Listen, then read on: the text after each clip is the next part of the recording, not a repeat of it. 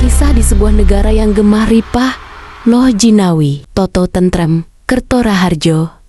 Tinggallah seorang pangeran yang hidup serba berkecukupan. Pangeran tersebut adalah putra mahkota yang akan menggantikan tahta berikutnya. Akan tetapi, pangeran tadi tidak puas dengan kehidupan yang serba berkecukupan. Dia ingin mengembara, menyusuri hutan demi hutan, mencari jati diri dan pengalaman hidup. Pangeran, kamu di mana?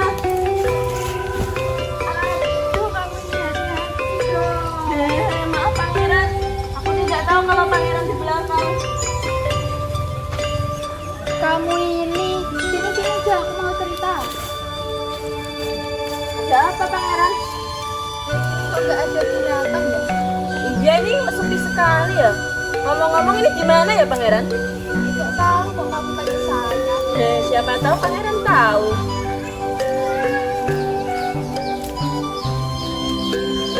Loh, siapa kamu? Saya pengembara, saya mau tanya ini desa apa ya?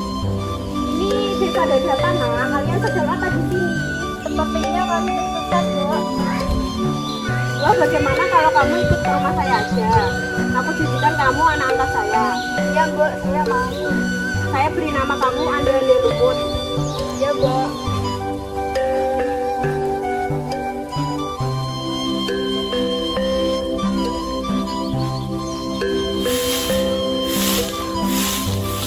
Anakku Ande-Ande Lumut.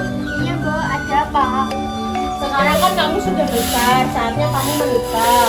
Iya, Bu, sebenarnya saya sudah punya pujaan hati, tapi belum tahu siapa. Bagaimana kalau kamu buat sayembara aja? Saya serahkan kepada ibu, baiknya gimana? Pangeran memerintahkan pengawal untuk memberikan pengumuman sayembara tersebut ke desa. Permisi. Iya. Permisi Mbok dan putri-putri yang cantik, saya kemari membawa kabar gembira. Ada apa? Sebentar, sabar dong, saya bukakan dulu. Pengumuman, besok di istana akan diadakan pesta untuk mencari calon istri bagi Pangeran Ande-Ande Lumut. Para putri diharapkan datang dan berdandan secantik-cantiknya. Wah, Pangeran Ande-Ande Lumut yang ganteng itu. Aku pasti terpilih, kan aku yang paling cantik. Bagus sekali itu. Besok kalian harus dandan secantik mungkin agar terpilih jadi istri Ande-Ande Lumut. Wah, putrimu cantik-cantik sekali ya. Bisa aja kamu. Tapi ngomong-ngomong nanti kalau kalian nggak terpilih, saya mau kok menjadi calon suamimu. Ih, ngarep, ingat umur dong. Ya sudah, kalau begitu saya permisi dulu ya. Oh ya, jangan lupa ya kalau nggak kepilih, saya masih bersedia kok menjadi calon suami kalian. Dan tenang. Mbak, besok saya boleh ikut kan? Boleh dong. Kalau gitu saya mau istirahat dulu. Kalian bersiap-siaplah. Kunting-kunting, kamu besok harus jaga rumah. Harus nyapu, ngepel, bersih-bersih rumah, cuci piring. Nggak ada ikut-ikutan pergi ke pesta dansa.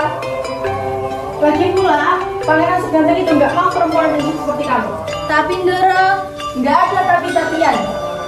Baik Ndoro. Keesokan harinya, ketiga kelenting sudah bersiap dan berdandan cantik untuk mengikuti pesta dansa di kerajaan.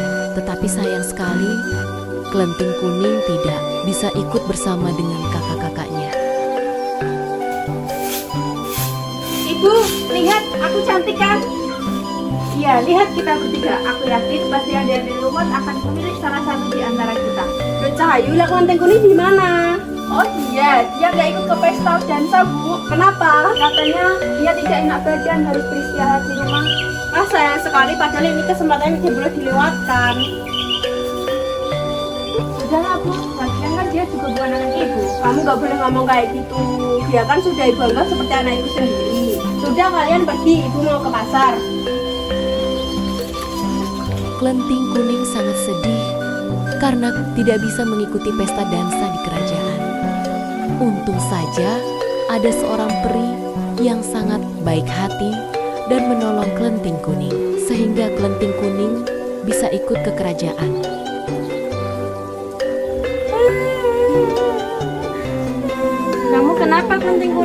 kok menangis? Aku tidak diperbolehkan pergi ke kerajaan, padahal aku ingin ikut.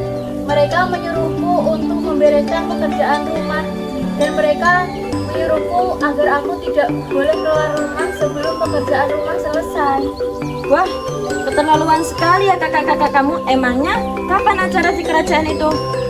Ketiga saudaraku sudah pergi. Wah, kalau begitu, ayo sekarang aku bantu kamu mengerjakan pekerjaan rumah. Oh iya, terima kasih Ibu Peri. Kamu memang sahabat terbaik aku.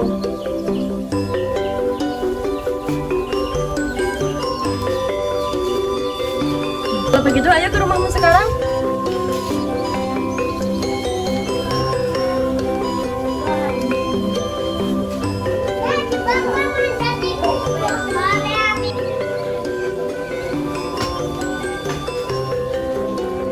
Terima kasih Ibu Peri. Bagaimana aku bisa membalas budimu? Tidak apa-apa, Kelenteng Kuning. Kita kan sudah sahabatan. Sekarang, kamu pergi ke kerajaan Andi Lumut sekarang.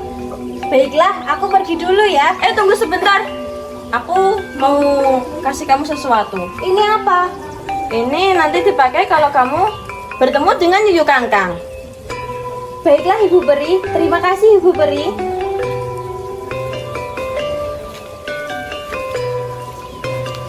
Ketika ketiga kelemping akan pergi ke kerajaan, namun di tengah perjalanan, mereka kebingungan, tidak ada perahu, dan bertemu dengan Yuyu Kangkang.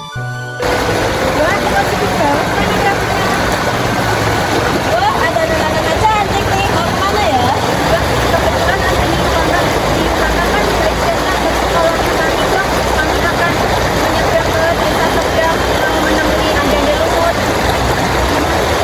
Boleh sih, tapi ada syaratnya. Kalian per orang harus membayar 1 juta.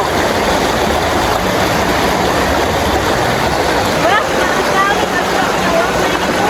Ya sudah, kalau begitu saya tinggal aja. Tunggu dulu yuk Kangkang. Kamu kan ganteng dan ganteng. Sekali tolongin kami dong, berarti tidak apa-apa. Enak aja, zaman sekarang mana ada yang gratis. Tapi saya ada jalan keluarnya. Bagaimana?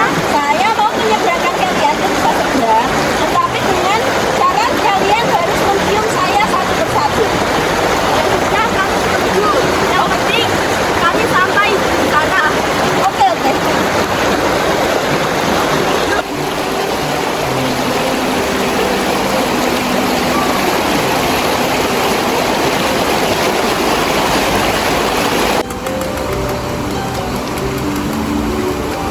Sudah sampai nih. Mana upahnya?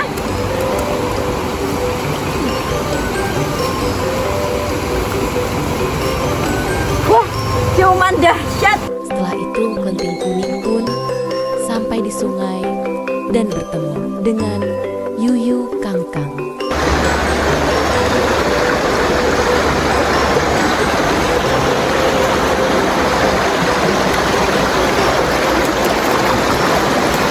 Wah, ada nona cantik nih. Pasti kamu mau ke desa seberang. Sini aku mau seberangin, tapi kamu harus cium pipi aku kanan kiri.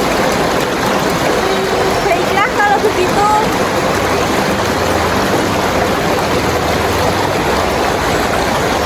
Ketika di perjalanan kelenteng kuning memakai obat yang diberi oleh peri baik hati, sehingga Yuyu Kangkang tidak tahan dengan baunya dan menyuruh kelenteng kuning langsung pergi tanpa meminta upah.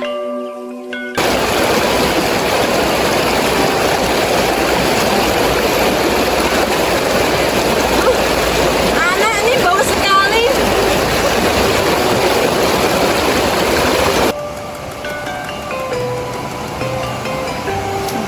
Oh, ternyata kamu yang bau. Pergi sana. Pusing saya. Permisi Nyai. Iya. Silakan duduk.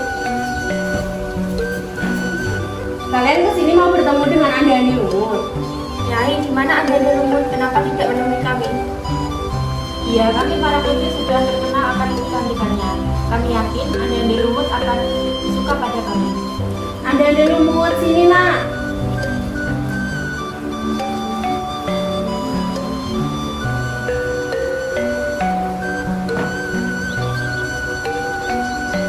Pangeran, saya kambing merah.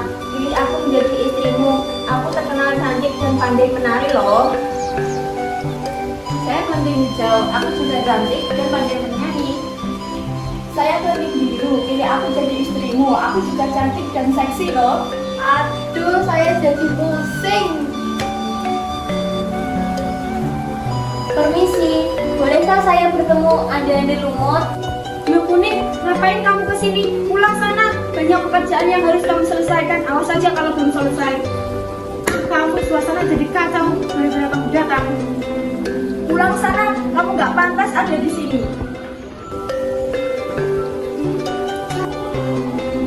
Ibu, putri ini menarik hati. Dia cantik dan tidak memiliki tanda hitam di dahi.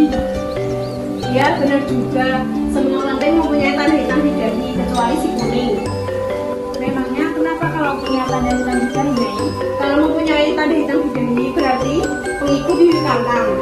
Karena penting kuningnya tidak memiliki tanda hitam di dahi, maka aku memilih kami ini. Tunggu, kenapa dengan tanda hitam?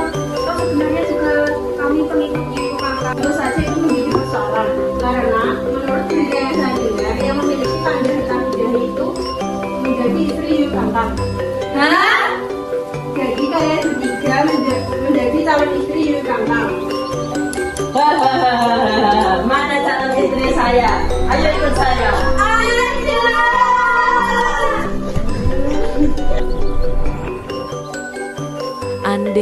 Ande Lumut akhirnya menikah dengan Kelenting Kuning dan hidup bahagia sebagai suami istri di istana.